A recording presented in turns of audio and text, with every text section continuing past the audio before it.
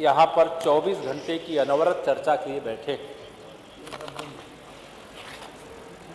जब मैं यह चर्चा में शामिल हो रहा हूँ, इस चर्चा में शामिल होते समय यह बात मुझे सबसे पहले कहनी है कि 2014 में माननीय नरेंद्र मोदी जी के नेतृत्व में देश में भारतीय जनता पार्टी की सरकार बनी और जब 2014 में देश में भारतीय जनता पार्टी की सरकार बनी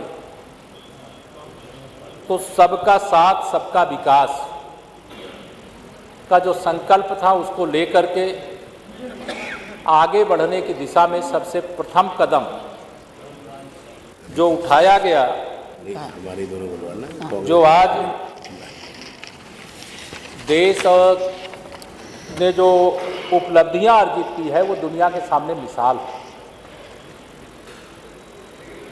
आज़ादी तो हमें 1947 में प्राप्त हो गई थी, लेकिन विजन विहीनता के कारण हम जिस उत्तर प्रदेश के सदन में बैठे हैं, इस सदन में एक लंबे समय तक पहले कांग्रेस की सरकार थी,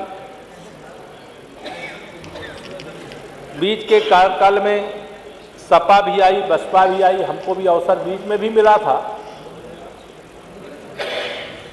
लेकिन 2014 में देश में और फिर 2017 में प्रदेश में जब सरकार बनाने का हमें अवसर मिला, तो आज जब मैं यहाँ खड़ा हूँ तो अगर हम देश की दृष्टि से देखें तो दुनिया की सबसे बड़ी आबादी वाला देश कौन है, तो वो भारत है।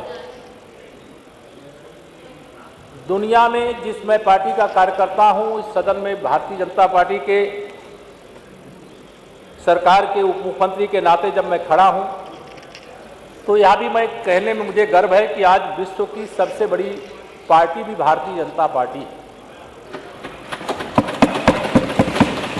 और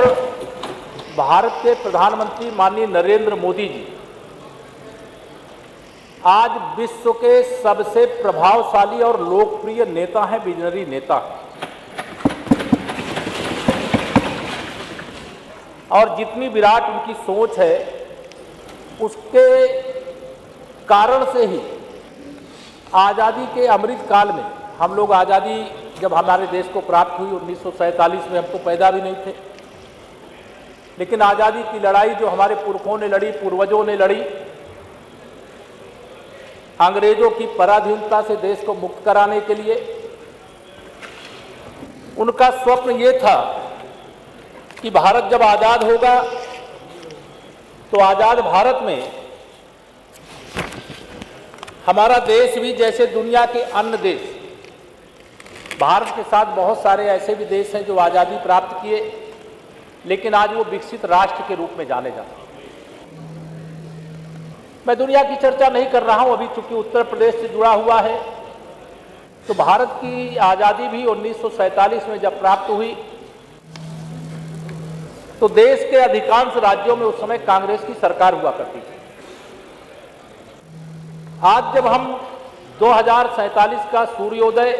विकसित उत्तर प्रदेश में यानी विकसित भारत में देखना चाहते हैं,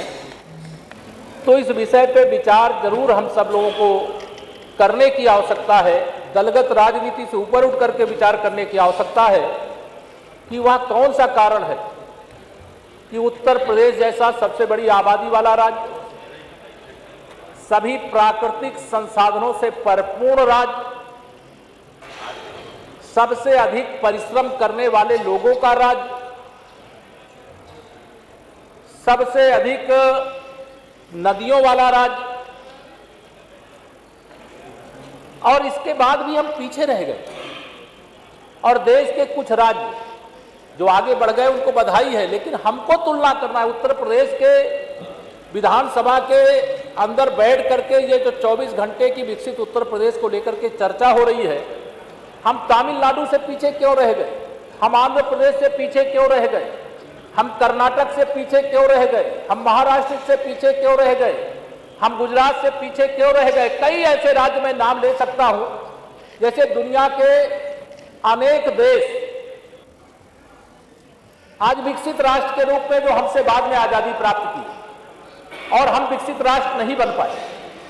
आज देश के बहुत सारे राज्य हैं जो उत्तर प्रदेश से बहुत आगे निकल गए, वहां के प्रति व्यक्ति आय आगे बढ़ बहुत अधिक हो गई है। और 2017 से पहले तो उत्तर प्रदेश की और दुर्दशा थी। ये तो डबल इंजन की सरकार के कारण से,